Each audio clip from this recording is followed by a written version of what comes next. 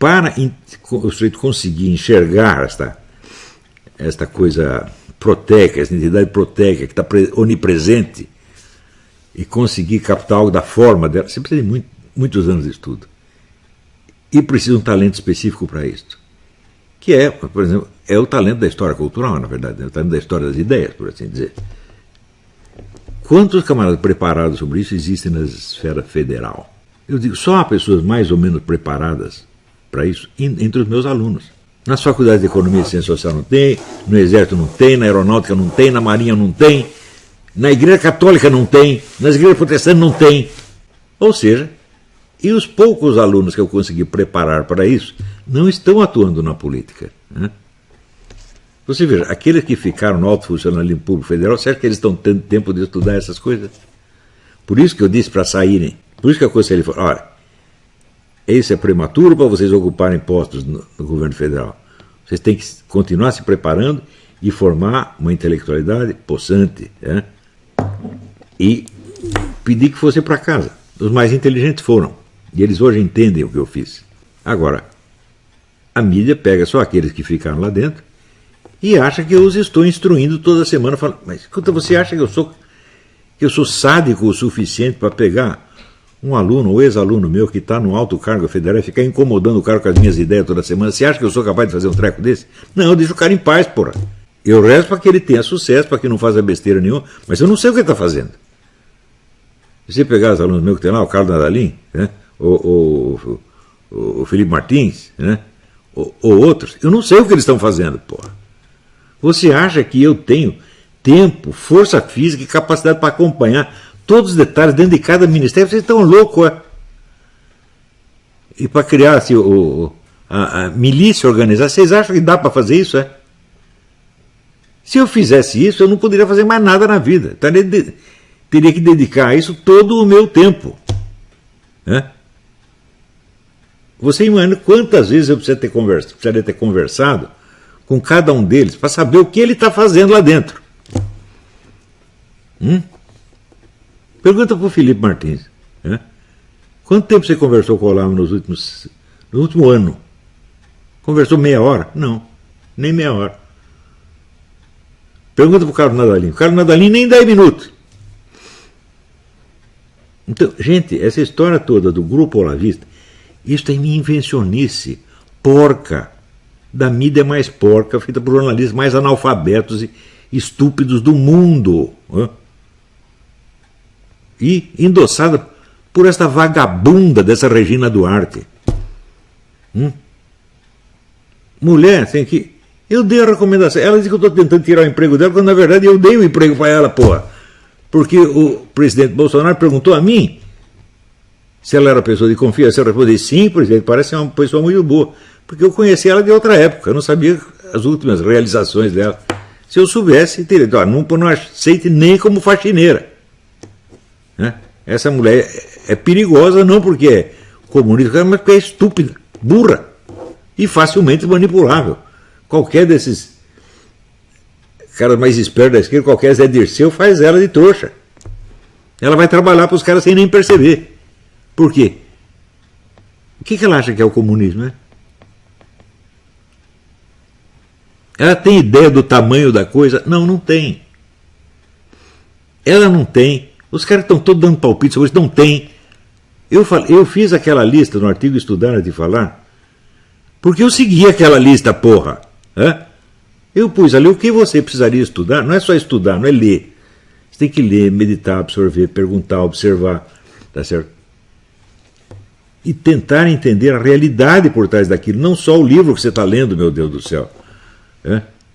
Ou seja, você precisa juntar a observação pessoal, a observação participante pessoal à exposição escrita. E isso pode levar 10 anos, 20 anos, 30 anos, sei lá o que. Para mim levou, acho que 30 anos. Agora, pensa bem, quantos políticos no Brasil vão impedir o meu conselho a respeito? Quantos empresários vão impedir o meu conselho? Quantos generais vão impedir o meu? Nenhum. Eles todos acham que sabem. Eles nunca estudaram nada e o sujeito que estudou durante meio século, não pode perguntar para ele porque eles não vão se humilhar a esse ponto.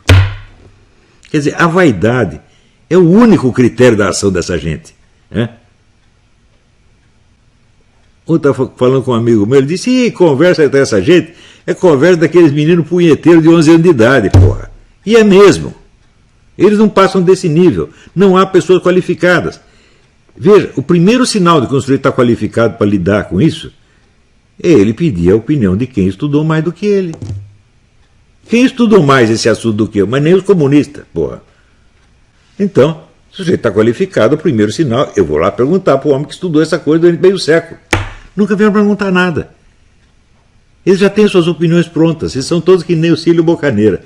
Nunca ouvi falar e acho que não tem o menor cabimento. É tudo teoria da conspiração. Né? Não são todos palhaços, gente. Né? Esse seu Witzel. Né? O que as pessoas entendem? Eles estão...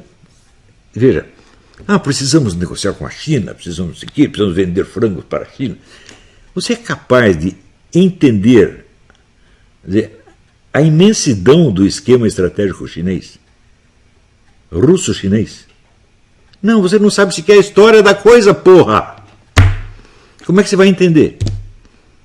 Então, eu comparo, eu li essa imagem no Corão muçulmano, né? As formiguinhas embaixo da terra quando vão avançando os exércitos de Alexandre o Grande. E elas sentem a terra tremer e dizem, vamos nos esconder aqui. Mas elas sabem o que está acontecendo?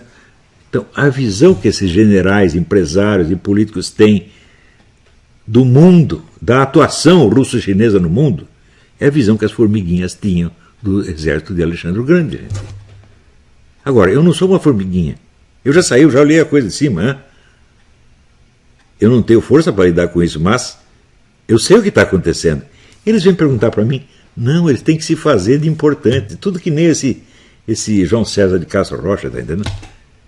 Porque eu estudei Stanford, eu sou diplomado pela puta que eu pariu. O que é isso? Que palhaçada é essa? Até onde vai isto? A coisa que acontece é que cada vez me espantam mais, e o que mais me espanta é ver que as pessoas não se espantam com aquilo. Por exemplo, quando o número de homicídios anual no Brasil chegou a 70 mil, que dá 3 guerras do Iraque em tempo de paz, e o pessoal está discutindo corrupção, o nosso dinheiro, roubaram o nosso dinheiro. Fala, que se dando dinheiro, pô! O dinheiro vale tanto mais que a vida humana assim?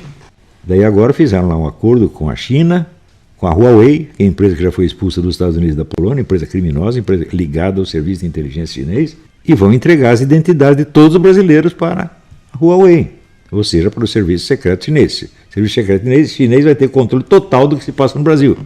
Ou seja, vendemos o Brasil. Para quem? Para um governo genocida, assassino de cristãos. Você acha que é lícito um povo, para ele se livrar dos seus apertos financeiros, ele começar a ajudar um regime assassino? Lembre-se, os caras que pensavam assim antes da guerra e comerciaram com a Alemanha, foram todos considerados criminosos de guerra. Ou seja, a sua dureza, a sua falta de dinheiro, não justifica moralmente que você se alie com essas pessoas. No Brasil tem alguém tentando examinar a coisa por esse lado? A moralidade desses acordos? Ninguém discute, só discute se é vantajoso financeiramente ou não. Ou seja, estão transformando o Brasil numa quadrilha de assassinos. De que se é lícito o povo, para se livrar do aperto, ajudar um governo genocida, então é lícito eu, por exemplo, se eu tiver com apoio, com problemas financeiros, eu resolver a minha situação me aliando a um assassino. O assassino me dá um dinheiro para eu fazer um favor para ele, eu aceito. Então isso é cumplicidade com o homicídio. Né? E pior ainda, com matança de cristãos em massa. Ninguém está discutindo isso. Agora os caras discutem qualquer coisa. Então todos acreditam que existem relações comerciais com a China, relações neutras, não ideológicas, e indiferentes à política, ao poder político. Você lê o livro, você vê que na China nada está fora de um projeto global de alcançar o poder mundial. Nada. O chinês não vende um chiclete se isso não tiver um lugar dentro do plano geral de ascensão do poder mundial. As crianças na China são educadas desde pequenininhas que a China tem de dominar o mundo e que o grande obstáculo para isso é os Estados Unidos. Eles educam os caras desde os 5 anos para pensar isso. Daí chega o brasileiro lá, não, eu quero vender frango para a China, isso é totalmente apolítico, aideológico. É uma estupidez. Quer dizer, a mentalidade de comerciante do interior tratando de assuntos de grande política internacional.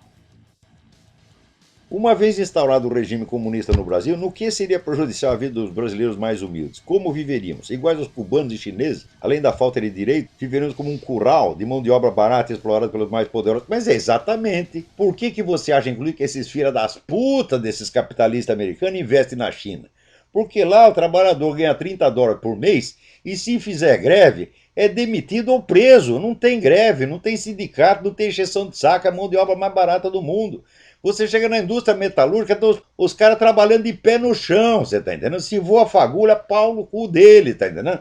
É assim, porra. Na Rússia era a mesma coisa. Em Cuba a mesma coisa. Quer dizer, o comunismo é igual no mundo inteiro, meu Deus do céu. Quando é que vocês vão entender isso aí? Em primeiro lugar, o que é o comunismo? Eles dizem, bom, nós temos aqui a luta de classe, os capitalistas estão explorando os pobrezinhos, então nós vamos ter que intervir e acabar com esta coisa. Então, cara, você tem que criar um aparato de poder que seja mais forte do que a totalidade dos capitalistas. Entendeu? Quer dizer, o capitalista já enche o seu saco, não enche? Ele te enche o saco, te explora, às vezes mente pra você, tá certo? Às vezes te vende uns negócios que não presta, que você não deveria comprar, mas compra porque acreditou na propaganda. Capitalista enche o saco. Agora você imagina um aparato de poder mais poderoso que os capitalistas, que ele tenha na sua mão não só o poder político, e militar e policial, mas também o poder econômico. Como a definição de comunismo é essa, a fusão de poder econômico e político, meu filho. Numa democracia capitalista, você pode se refugiar do poder econômico no poder político e vice-versa. Por exemplo, o governo está te oprimindo, você procura lá os milionários, os caras ricos, para sustentar a sua campanha, você faz a campanha contra o governo com o dinheiro deles e você se safa. Ao contrário, você tem um capitalista te perseguindo, tu vai no governo, tu vai no aparato judicial e ele te protege. Agora, no socialismo funde as duas coisas, você está entendendo? Isso quer dizer que você não tem para onde correr. Socialismo é isso, não ter para onde correr. Porque a autoridade é centralizada, o poder é centralizado e o poder econômico também é centralizado. Então, isso nunca vai poder ser coisa boa. É gozado que as pessoas acreditam que tem gente que é socialista por boa intenção. Não existe boa intenção quando não existe amor à verdade. E não existe amor à verdade quando as pessoas não querem fazer as perguntas. E a pergunta principal é essa: o que é a porra do socialismo? Né? O socialismo, meu filho, é a fusão de poder econômico com poder político-militar. E isso, coisa boa não pode sair daí jamais, jamais, jamais, jamais. Concentração de poder, meu filho. Perante concentração de poder, a gente tem que fazer aquilo que o Bruno Tolentino dizia, era a pergunta que não quer calar. E a pergunta é a seguinte: mas o cu era de quem? É sempre o nosso, meu filho, é sempre o nosso. Quanto mais poder os caras tiverem, mais nós vamos nos fuder.